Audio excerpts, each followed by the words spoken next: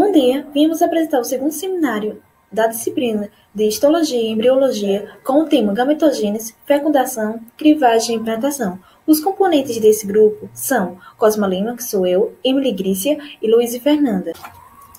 Gametogênese é o processo da produção dos gametas, tanto feminino quanto masculino. No sexo masculino é chamado de espermatogênese, no sexo feminino chamado de ovogênese. Mas antes de entrarmos no assunto, precisamos relembrar alguns termos, como mitose. Mitose é uma divisão celular onde ocorre uma célula se divide em duas com o mesmo número de cromossomos iguais. Já a meiose, ela origina quatro células através dos processos meiótico 1 e meiótico 2, que são células haploides. A espermatogênese é o processo da produção do gameta, o espermatogênese. Ele ocorre nos testículos, mais especificamente dentro dos túbulos seminíferos, onde encontramos duas linhagens de células, as células germinativas e as células de Sertoli. Nesse esqueminha, esse processo vai da puberdade até a velhice. Inicialmente começa com as células diploide, chamada espermatogônia, que sofre os processos mitóticos, chegando na fase de intérfase, que é o período de crescimento dessa célula, e se transformando em espermatose primário. Depois dessa fase, ela vai, através do processo meiótico, se transformar em espermatose secundário, que são as percussoras das espermas, que dão origem aos espermatozoides. Ovogênese é o processo da formação do gameta feminino, ou seja, o óvulo. Ele acontece no ovário, onde temos três tipos principais de células: as células epiteliais, as células germinativas e as células de estroma.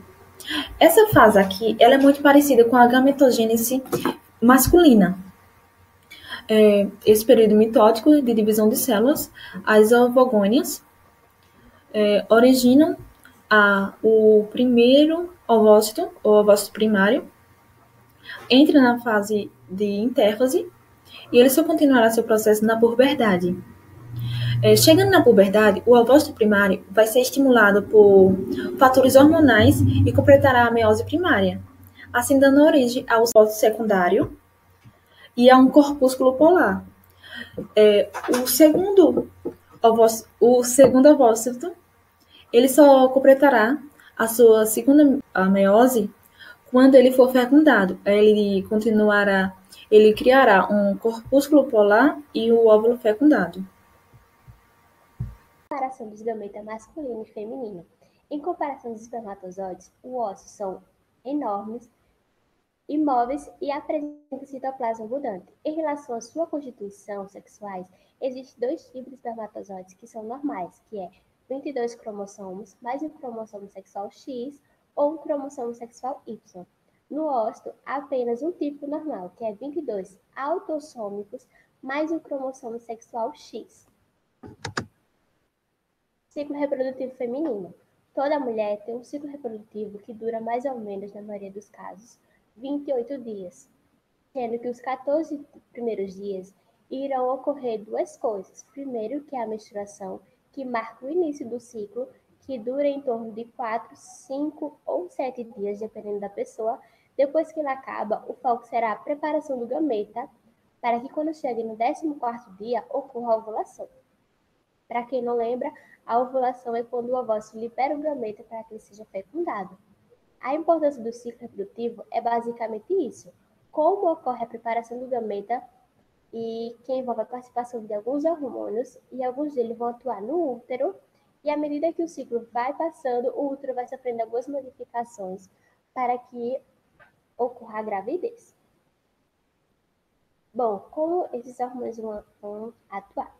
Primeiro, o hipotálamo ele vai produzir e liberar o hormônio chamado hormônio liberador de gonadotrofina, que é o GnRH. Ele vai ser enviado para a hipófise. Quando chega na hipófise, vai estimular a hipófise a produzir e liberar outros dois hormônios, que é o FSH e o LH. O FSH, hormônio folículo estimulante, e o LH, hormônio luteinizante. Esses dois hormônios vão cair na corrente sanguínea e vão até os ovários, que é onde estão os gametas. O FSH, o que é que ele faz? Quando o FSH chega no ovário, ele é o primeiro que atua. Quando o FSH chega no ovário, ele vai se deparar com os gametas imaturos ou folículo imaturo, que é a mesma coisa. E como esse folículo imaturo é? Ele é composto, o folículo imaturo, ele é composto pelo ovócito e uma camada de células foliculares, que também pode ser chamada de célula glamulosa. O FSH vai estimular a proliferação das células foliculares, e é justamente essa proliferação que irá promover a maturação do gameta. O que antes era uma camada de célula passa a ser 2, 3, 4, até que ele fique com a parede de células foliculares e o ovócito polarizado, envolvido por algumas células foliculares. Esse grande espaço que é formado é chamado de antro. Quando ele está dessa forma, é quando ele está maduro, pronto para ser ovulado.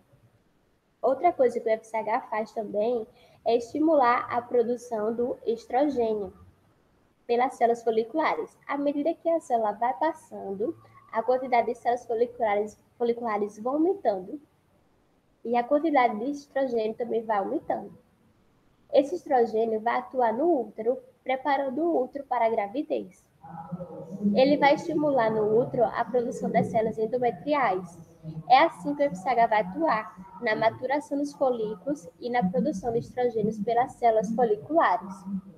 Durante esse processo, ocorre também a produção das tecas, que é um tecido conjuntivo que está externamente envolvendo os folículos e vai se organizar formando duas cápsulas, que é a teca, deixa eu mostrar aqui, que é a teca externa e a teca interna, que está aqui bem coladinha aos folículos. As células que estão na teca externa vão produzir substâncias que vai promover o aumento dos vasos sanguíneos, que estão na teca interna. E aí, nesses vasos sanguíneos aumentados, vai promover a chegada de mais nutrientes para auxiliar na maturação do gameta. E quando chega no 14º dia, o folículo já tem que estar totalmente maduro para que ocorra a ovulação. É nesse momento que o LH entra, na metade do ciclo. O LH vai sofrer um aumento brusco na sua quantidade para que ele consiga promover a ovulação. E outro detalhe, não é todo o ovócito maduro que será liberado, é apenas o ovócito, essa partezinha aqui, com algumas células foliculares. O ovócito vai cair lá na tuba uterina e vai aguardar os espermatozoides chegar para que ocorra a fecundação. O resto, que vai sobrar lá no ovário, ele vai se transformar em corpo lúteo. O LH vai promover a formação do corpo lúteo e a partir desse resto de célula, o corpo lúteo é uma glândula endócrina, ou seja, é uma estrutura que produz hormônio. O corpo lúteo vai produzir dois hormônios. Vai produzir o estrogênio em baixa quantidade e produz também em maior quantidade a progesterona. Esses dois hormônios vão cair na corrente sanguínea e vão atuar no útero. A progesterona vai fazer os preparativos finais da gravidez. O que é que ele vai fazer? Vai diminuir a contração uterina, vai estimular a proliferação das glândulas e vai diminuir a produção de muco. O corpo lúteo é que vai manter a gravidez nos primeiros dias das primeiras semanas, pois essa função é atribuída à placenta. Quando a placenta se forma, o corpo lúteo ele vai desaparecer, vai se degenerar. Aqui eu trouxe uma imagem histológica que mostra o gameta imaturo ainda, onde ele possui o ovócito envolvido por uma folicular, e esse espaço aqui é o antro, que é preenchido pelo líquido, que é secretado pelas próprias células foliculares. O ciclo menstrual é responsável por preparar a parede uterina para receber o embrião, através do estímulo do estrogênio e progesterona, estimulado pelo folículo ovariano e pelo corpo lúteo. Normalmente, o ciclo menstrual tem duração de 28 dias. Dividimos o ciclo menstrual em 3 fases, mas só para ficar mais fácil o entendimento, porque ele é um processo contínuo. Na fase menstrual, ocorre quando não há fecundação e ocorre a descamação do endométrio. O fluxo menstrual normalmente dura de 4 a 5 dias, mas pode ser estendido. E é eliminado através da vagina pedaços do endométrio e eles se tornam mais finos depois desse ciclo. Proliferativa, ela dura aproximadamente 9 dias. O hormônio regulador dessa fase é o estrogênio, que vai fazer com que as estruturas do endométrio elas se proliferem. As glândulas elas aumentam o tamanho e o número, enquanto que as artérias nessa fase estão levemente espiraladas, elas vão aumentar o seu comprimento de acordo com o restabelecimento do endométrio. No final da fase menstrual, o endométrio ele mede 1 milímetro. Só que quando no final dessa fase, que é a fase proliferativa, o endométrio ele mede 3 milímetros. E essa fase, a fase proliferativa, ela coincide com o desenvolvimento dos folículos ovarianos. Na fase secretora, a fase secretora ela dura aproximadamente 13 dias. O hormônio regulador dessa fase é a progesterona, que vai fazer com que as glândulas elas produzam um líquido mucoide rico em glicogênio. Então, as glândulas, essas células, elas vão começar a armazenar glicogênio, já se preparando para a gravidez. Porque se caso acontecer a fecundação, o futuro embrião ele irá se nutrir desse glicogênio.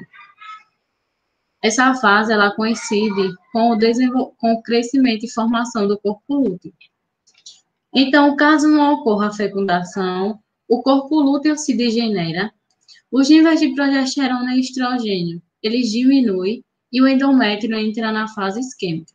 A fase isquêmica ela consiste na diminuição do suprimento sanguíneo das artérias espiraladas. Nessa fase, acontece a interrupção da secreção glandular, a perda do líquido intersticial e o encolhimento do endométrio.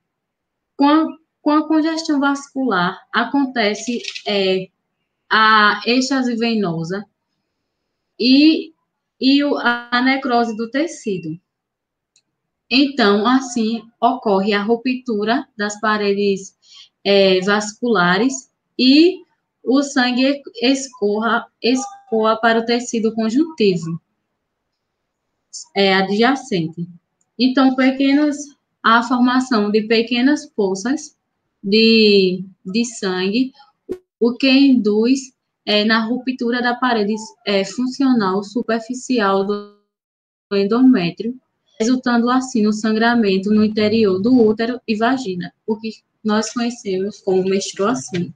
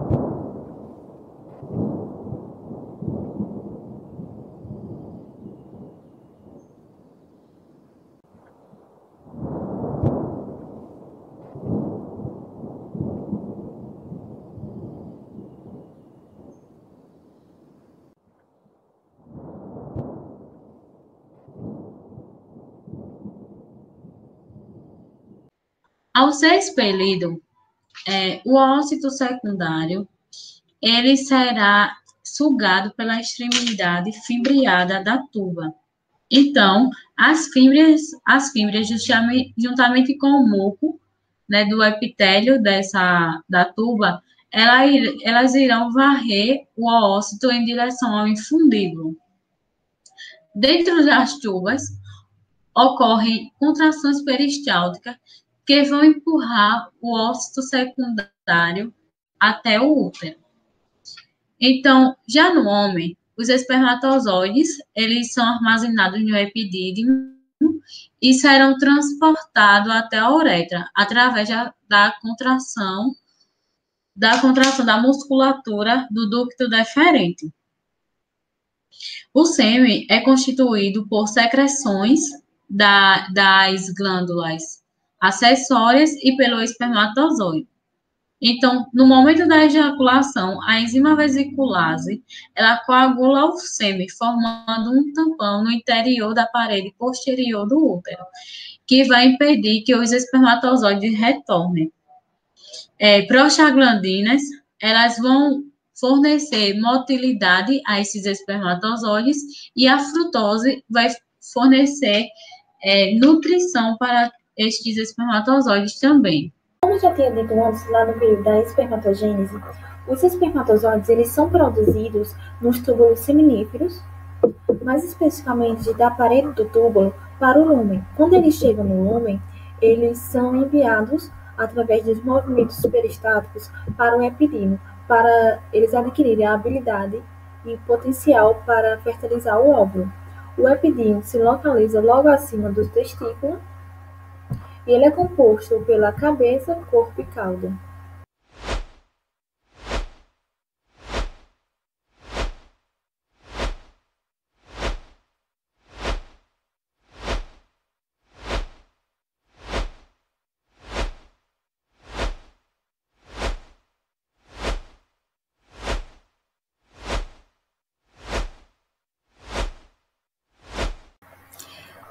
Já a capacitação, ela vai ocorrer no trato genital feminino, pode ocorrer no útero ou nas tubas uterinas, através de proteínas e substâncias existentes em suas secreções. Tem um período de duração de 7 horas e os espermatozoides, eles não sofrem nenhuma alterações morfológicas, e sim, ele tem a sua capacidade aumentada para conseguir atravessar a corona radiata e realizar a ação acrossômica. Já a viabilidade dos ócitos e dos espermatozoides, o espermatozoide, ele não dura mais que 48 horas no trato genital feminino. Ele permanece nas drogas, sendo liberado gradualmente. Já o óvulo, ele tem a duração de 12 horas. Passando disso, ele vai ser degenerado. Em vidro, ele tem uma duração de aproximadamente 24 horas.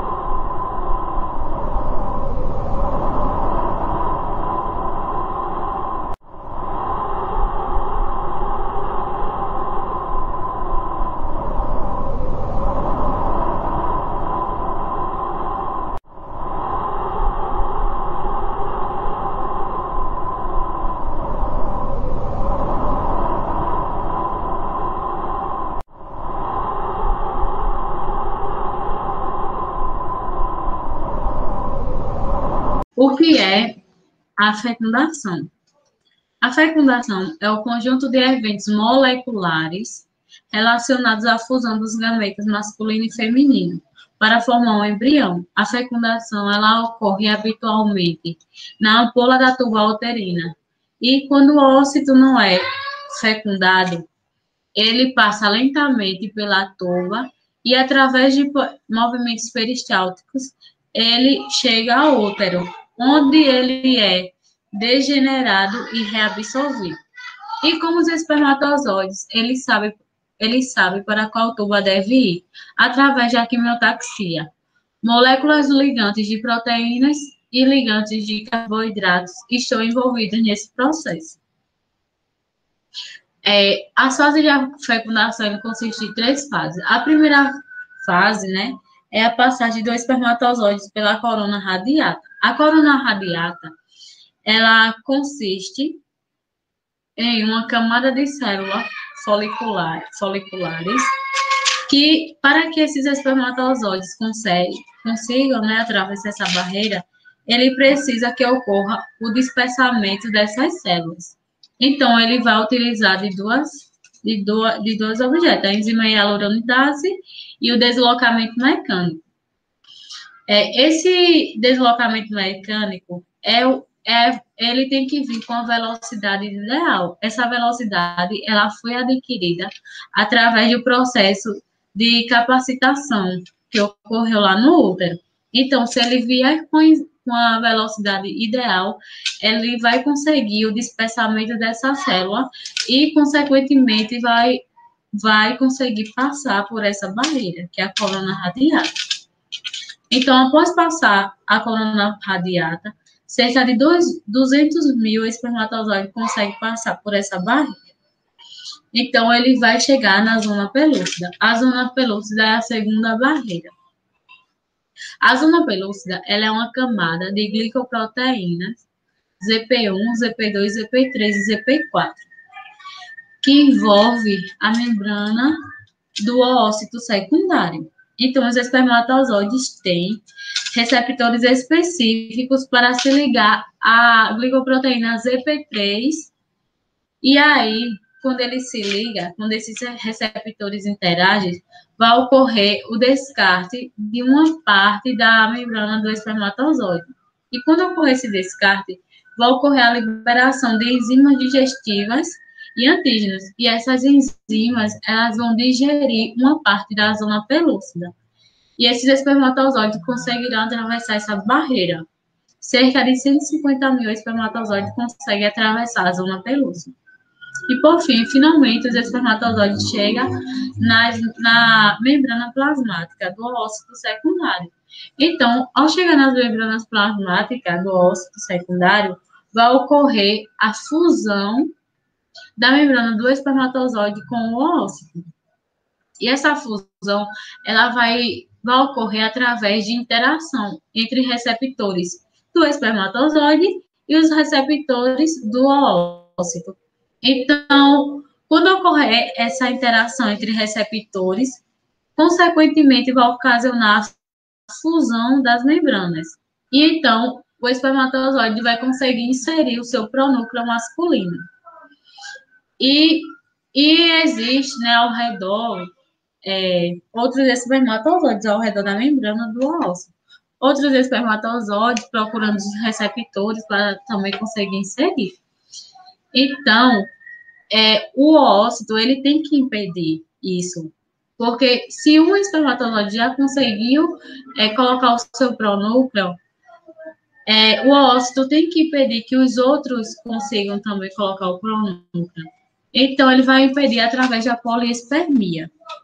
A poliespermia ela consiste em 2 bloqueios, o bloqueio rápido e o bloqueio lento. Então, quando há o contato da membrana do espermatozoide com a membrana do ócito e a sua fusão, ocorre a despolarização das membranas, a inversão da polaridade da membrana do ócito, ocasionando assim um choque elétrico. Então, quando esses espermatozoides que estão ao redor, né, do ócito, eles serão eletrizados.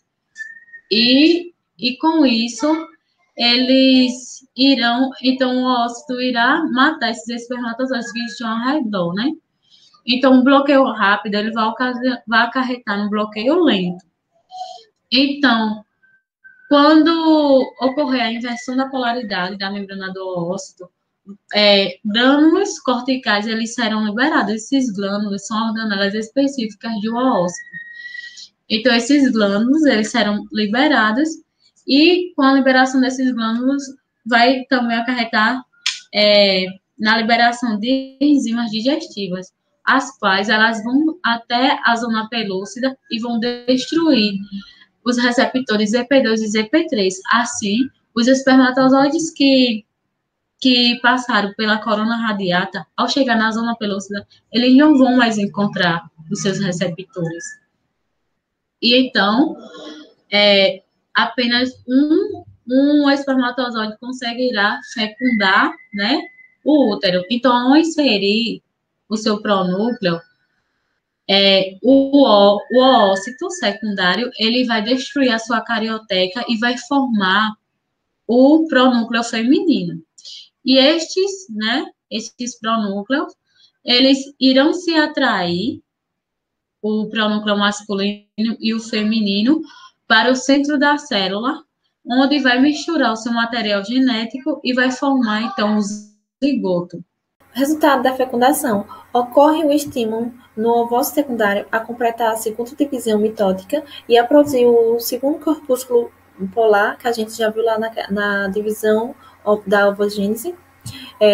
Resulta em uma célula diploide, onde tem 23 cromossomos vinda do pai e 23 cromossomos vinda da mãe, formando uma célula diploide de 46 cromossomos.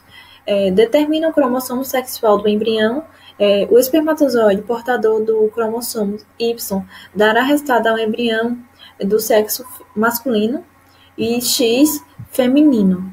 Aí, com isso, inicia a crivagem do zigoto. Cada zigoto é único, pois o cruzamento produz assim, uma recombinação genética de todo o seu material. Esse processo dura, em média, aproximadamente 24 horas. Crivagem do zigoto é uma sequência de divisões mitóticas realizadas pelo zigoto, onde, a partir de um único zigoto, surgiram duas células que são chamadas de bastômero. Ainda vemos a presença dos corpúsculos polares, mas que durante esse processo eles vão se degenerarem. Vemos a presença da zona pelúcida no estágio 1, estágio 4, estágio 8. Isso significa que o embrião não está crescendo. Por quê? Como isso é possível? Porque os bastômeros estão diminuindo de tamanho e aumentando a quantidade. Compactação é a junção celular, fazendo com que os bastômeros se tornem unidos, aderidos um no outro fortemente, para que durante o desenvolvimento embrionário eles não se soltem aleatoriamente. Com essa compactação, torna-se um embrião chamado mólula. Agora vamos ver, através dessa pequena animação, o que eu já tinha falado sobre a crivagem. Com a união dos pronúcleos, forma-se o zigoto, que dá início ao processo da divisão meiótica, onde inicialmente forma-se duas células, que se chamam blastômeros. E elas não são do mesmo tamanho, ou seja, não fazem uma divisão assimétrica.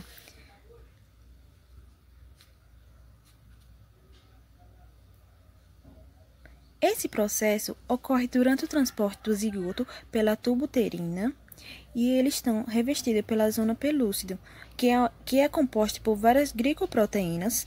Essa zona só vai se degenerar aproximadamente lá pelo 4º ou 5º dia, quando o embrião estiver chegando no útero para a implantação.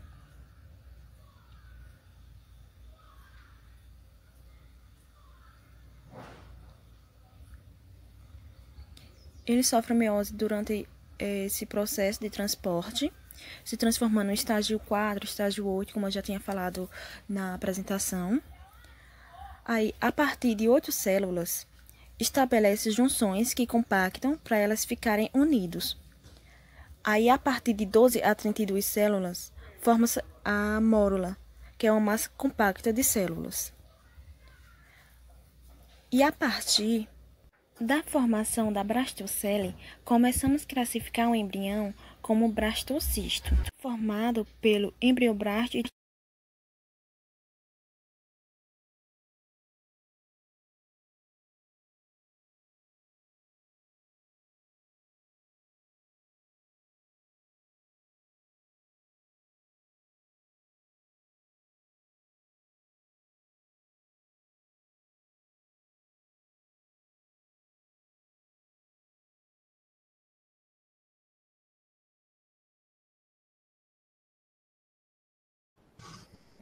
Formação dos blastocistos.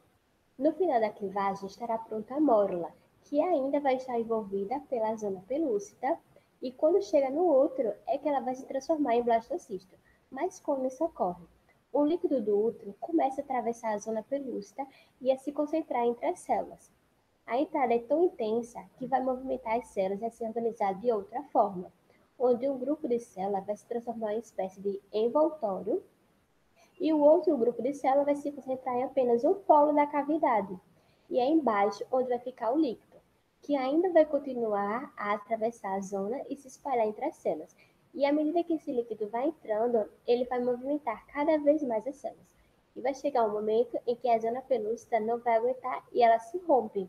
Isso ocorre após mais ou menos 2 dias. E no final, a estrutura que se forma é chamada de blastocisto. E a camada de célula achatada é chamada de trofoblasto, que é essa partezinha aqui, que são células externas delgadas que dão origem à parte embrionária da placenta. E a camada é concentrada em um polo, aqui, é chamada de embrioblasto, que é um grupo pequeno de blastômero que é o primórdio do embrião. E a cavidade é chamada de cavidade blastocística. No final da primeira semana, aproximadamente 6 dias após a fecundação, o blastocisto vai se conectar superficialmente na parede do útero. Ele se adere ao epitélio endometrial. Detalhe, ele só se desenvolve se estiver dentro da parede do útero, que é chamado o início da implantação. Ele vai se conectar aqui superficialmente. E assim que ocorre a adesão do epitélio, o trofoblasto começa a proliferar rapidamente e a se diferenciar em 2 camadas, que é o citotrofoblasto, que é a camada interna da célula, e também em o cicitotrofoblasto, que é a camada externa, que consiste em uma massa protoplasmática multinucleada formada pela fusão das células. O citotrofoblasto possui alta atividade mitótica, mas ele não apresenta a síntese de hormônio. Ele dá origem a outras células do trofoblasto, como o cicitotrofoblasto. Já o cicitotrofoblasto é o principal componente da placenta humana. Ele produz enzimas proteolíticas que erodem do tecido materno. Ele é responsável por abrir uma extensão das células endometriais do endométrio e nutrir o embrião, permitindo que o blastocisto se insira no endométrio. No final da primeira semana, o blastocisto está superficialmente implantado na camada endometrial da parede do útero. E o cicitotrofoblasto é altamente invasivo e se adere a partir do polo embrionário, liberando enzimas que possibilitam a implantação do blastocisto no endométrio do útero. Ele sintetiza o hormônio HCG, que mantém a atividade hormonal no corpo lúteo durante a gravidez, e é a forma base também para os testes de gravidez. Ao final, uma camada de células cuboides, chamada de hipoblasto, aparece na superfície do embrião, que é aqui.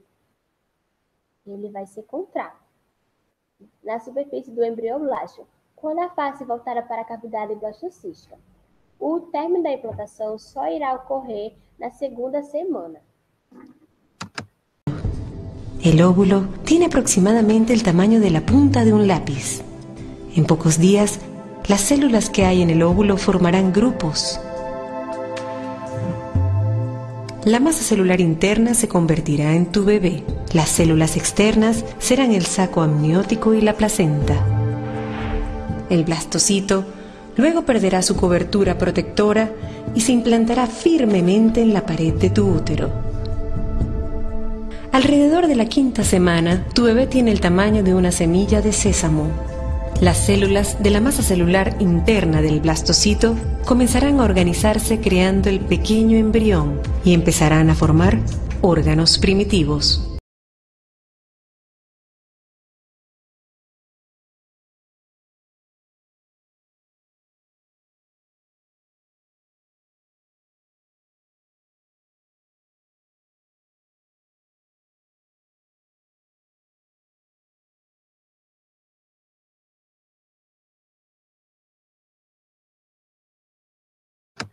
Agora, umas informações clínicas. Erro pode acontecer durante a clivagem. Durante a divisão mitótica da clivagem, o principal tipo de erro é a não disjunção, que é o erro na separação dos cromossomos, onde terá duas células com um número de cromossomos diferente. Por exemplo, uma célula com 45 cromossomos e outra com 47. Também pode ocorrer na etapa de gametogênese. Se ocorre na clivagem, vai gerar um indivíduo com mosaicismo, que é uma pessoa com duas linhagens de célula. Aqui está representado o zigoto, onde ele vai ocorrer a divisão, onde essa divisão vai ocorrer errada e vai gerar várias células com cromossomos diferentes. E existem dois tipos de mosaicismo, que é o mosaicismo da linhagem germinativa, que afeta as células germinativas, como os espermatozoides e o ovócito, onde terá gametas com 23 cromossomos e outro com menos. E também há o mosaicismo da linhagem somática, que afeta as células somáticas, que afetam os tecidos, por exemplo, duas cores de olhos, como aqui mostra a mórula, que é a linhagem germinativa, com cromossomos diferentes, e aqui na linhagem somática, o ser vivo sendo representado pelo gato, com dois tipos de tecido. E outro detalhe é que filhos de pessoas mosaicas podem vir desenvolver condições genéticas como síndrome de Down.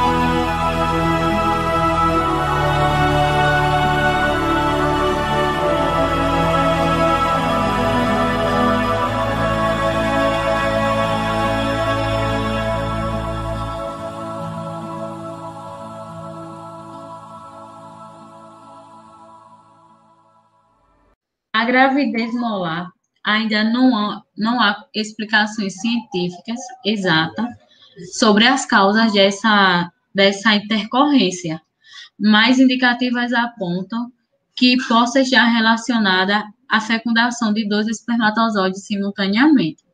Porque, assim, na gravidez normal, o óvulo fertilizado, ele contém 23 cromossomos da mãe e 23 cromossomos do pai, totalizando uma célula com 46 cromossomos. Então, a gravidez molar existe de dois tipos: a parcial, que é a menos frequente, e a total, ou completa, que é a mais frequente. Então, na gravidez molar completa, o óvulo ele não possui núcleo ativo. Então, no processo da fecundação, quando o espermatozoide insere o seu pronúcleo, apenas os cromossomos do espermatozoide vai se duplicar e, como não tem o pronúcleo feminino, não há formação de tecidos placentários, impossibilitando a evolução fetal. Já na gravidez molar parcial, é quando há a fecundação de dois espermatozoides em um óvulo com núcleo ativo, formando uma célula com 69 cromossomos.